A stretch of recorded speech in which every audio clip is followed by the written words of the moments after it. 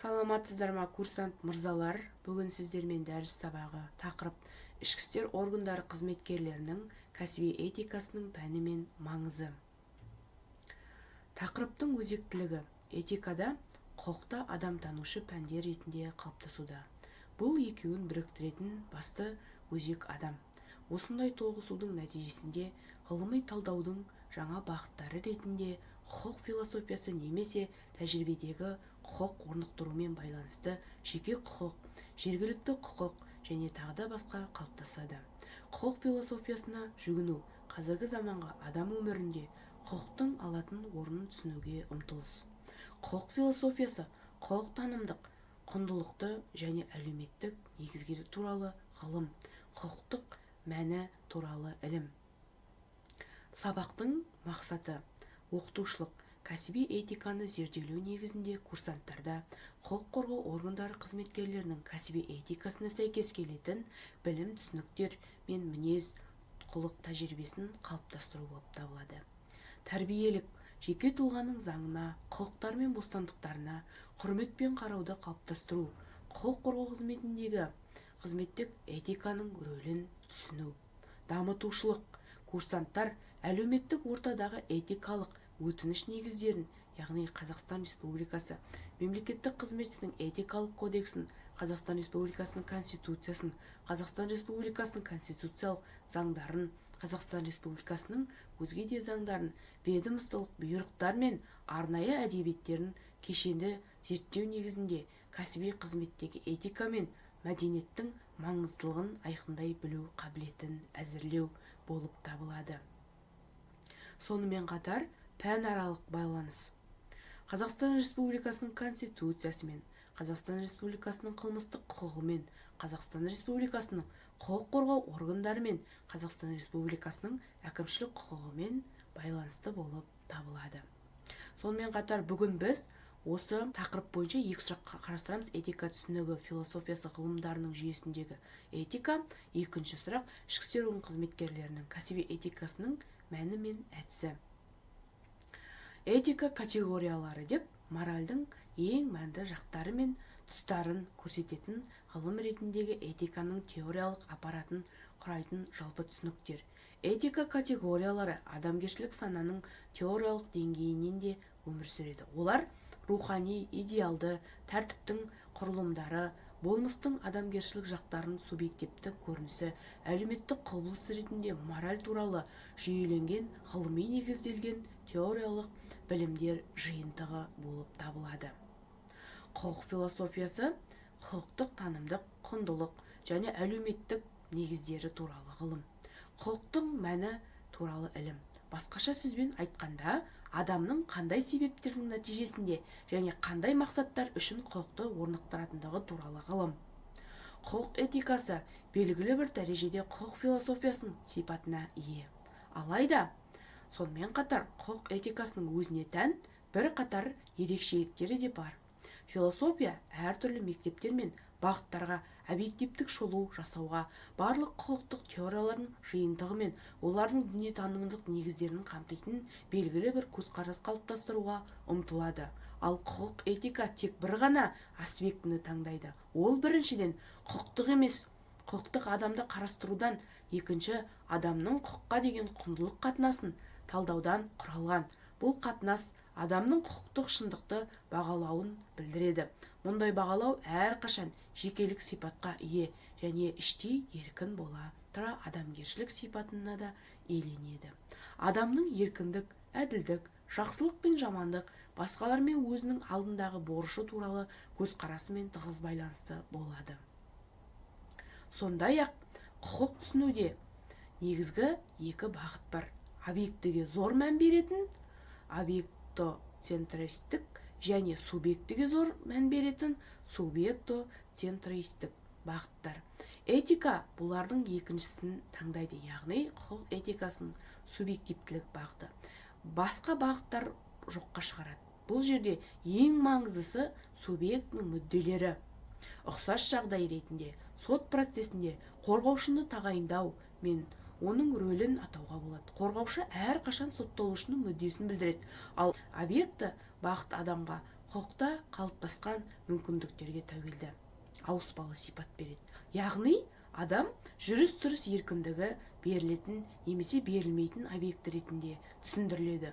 Құқық этикасының пәніне анықтама берместен бұрын этиканың пәні мен құқықтық пәннің анықтамаларын келтіріп өткен жөн болар. Мораль дегеніміз не? Бұл сұрақтың жауабы зерттеушінің объект немесе субъект бағыты ұстануына байланысты әртүрлі болады. Объекті дүниетаным адамды табиғи, тарихи өрдістің нәтижесі ретінде қарастырады.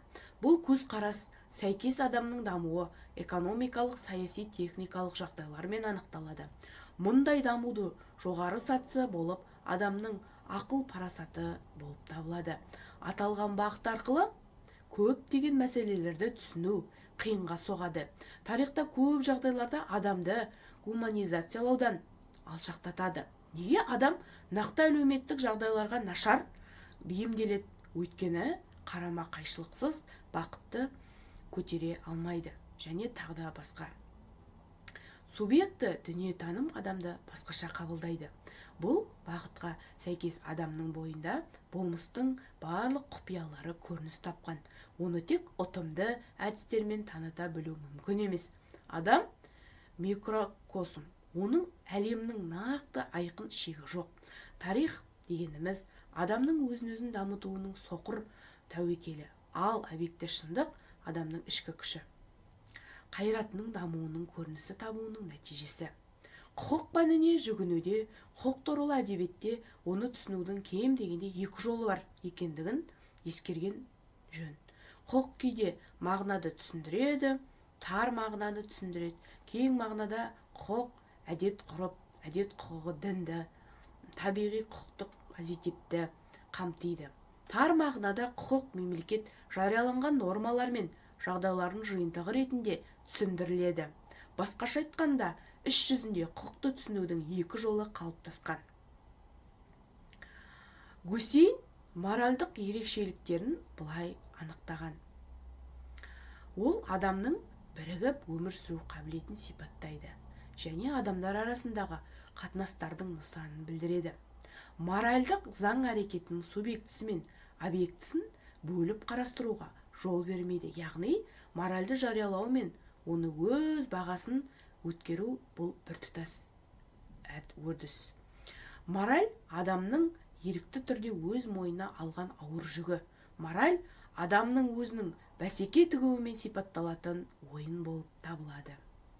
Моральдық сана категориялары, оларға мыналар жатады: моральдық қағида, моральдық норма, моральдық немесе этикалық категория, моральдық сенім, адамгершілік, мақсат, моральдық таңдау және тағы да басқа. Сонымен қатар ішкі істер қызметкерлерінің кәсіби этикасының мәні мен әдісі, сананың моральдық негізін және мәдениетінің маңызды санаттарын, жақсылық және жамандық дәрежелері құрайды. Бұл ұғымдар жеке адам мен үлкен әлеуметтік топтардың әрекеттерін әдептілік және әдепсіздік жағынан бағалаудың кең етек алған жалпы түрі. Жақсылық ұғымын адамдар әдепті мақтауға, тұрарлық қоғамдық талаптарға сай нормалар ретінде түсінеді. Тарихи нақтылық болғандықтан жақсылық өзінің кері көзқарасы, жамандықсыз жасамайды. Жақсылық және жамандық санаттары адамның практикалық ауданын қатысты иелік жайлы толық ұғымын білдіреді. Жақсылық игілікті қалыптастырушы, жаманды игіліктерге зардабын тигізуші, жоюшы. Бұл жақсылық және жамандық санаттарын этика жалпы әлеуметтік санаттармен бірге игілік ретінде жай қарастыруда емес, өйткені қажетті игіліктермен қамтамасыз етудің адамның қоғамның өмір сүруінің дамуының басты шарты болып табылады. Игіліктер дәрежесінің адам қажеттіліктеріне қатысты барлық нақты иеліктерінің жалпы ұғымы ретінде қарастырамыз.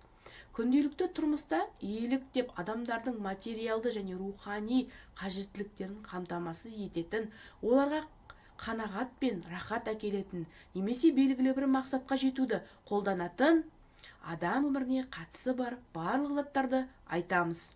Осыдан қорыта келе, игілік деп алдымен адам өміріне пайдалы заттарды тамақ, баспана, киімді айтамыз. Әр тұлғада материалды игілік рухани құндылықпен толықтырылады.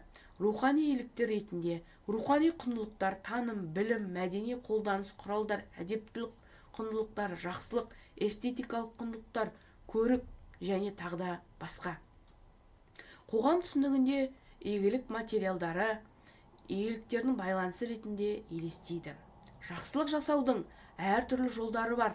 Ол адам жүріс-тұрысын кең түрде анықтап, оның әрекеттеріне маңыздылығы мен пайдалылығы жайлы баға береді. Жақсылық, еңбек, саяси, құқықтық таным, ортада эстетикалық әрекеттер мен мәдени тұрмыстық көрініс болып табылады. Белгілі бір адамның жамандық және жақсылық жайы ойы анықталған. Бір экономикалық негізде оның қоғамның моралімен қалыптасады.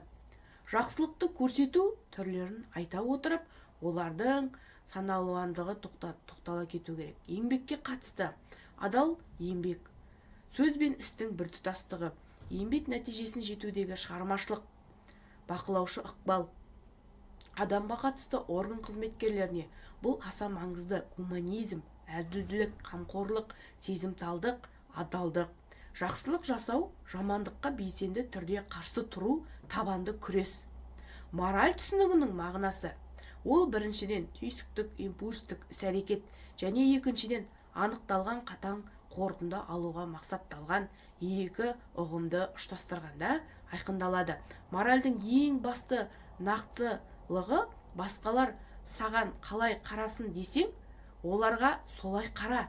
Әдептіліктің алтын белгісі немесе махаббат принципі: өзіңді қалай сүйсең, жақыныңды солай сүй. Адамға ақкөңілділікті насихаттайды.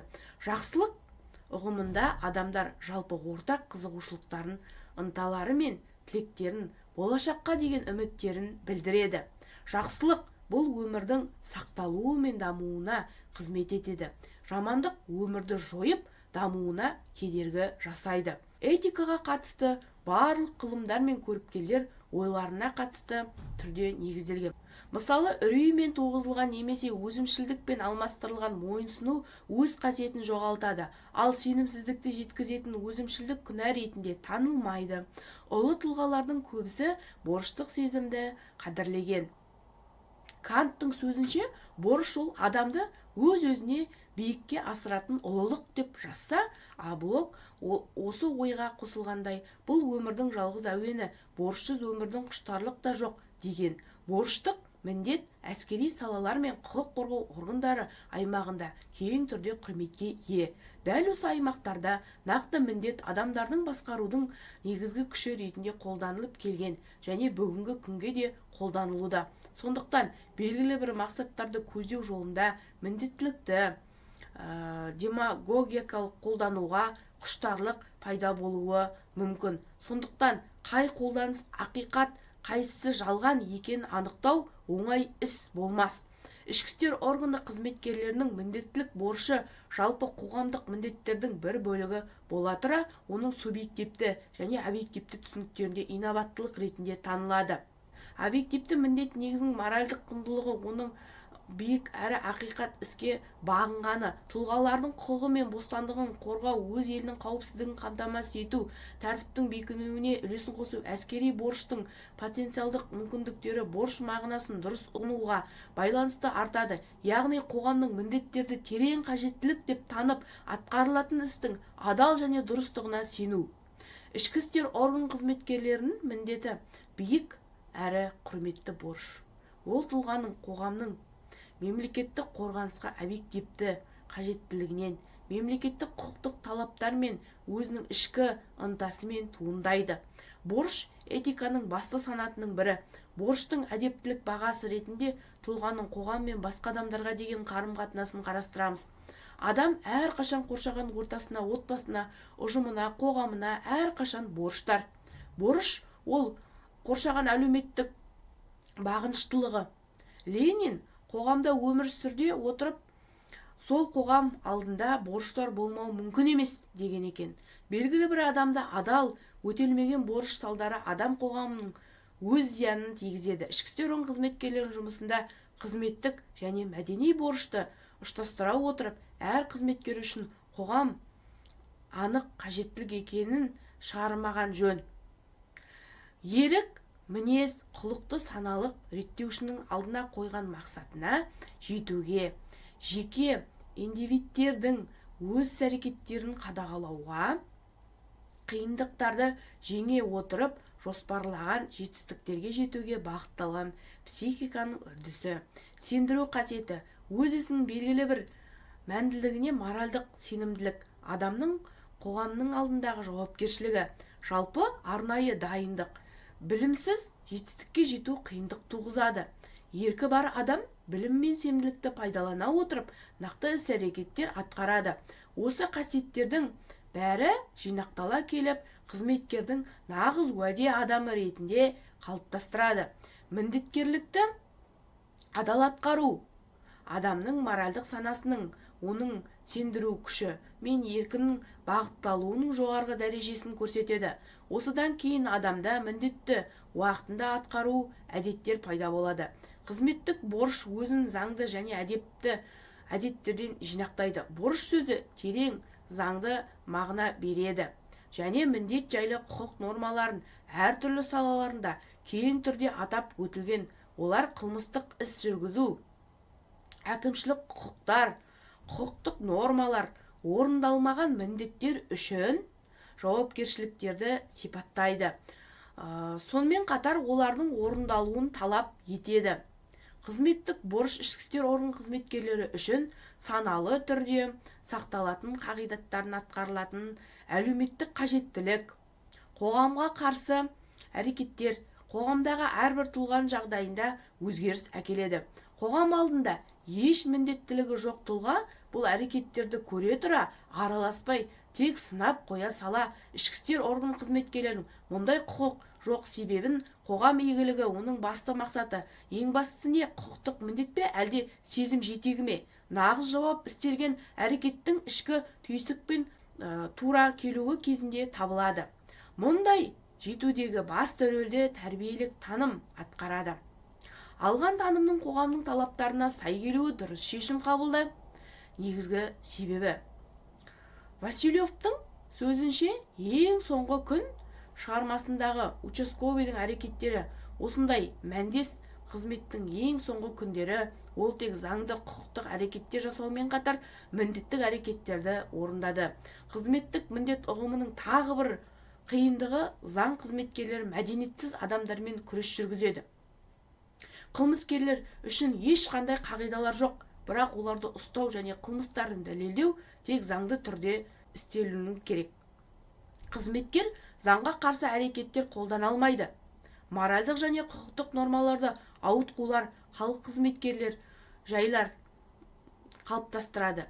Кейінгі жылдары адамдардың өзі істері, қылықтары үшін моральдық жауапкершіліктің артуы жайлы мәселе ерекше назарда қарастырылуда.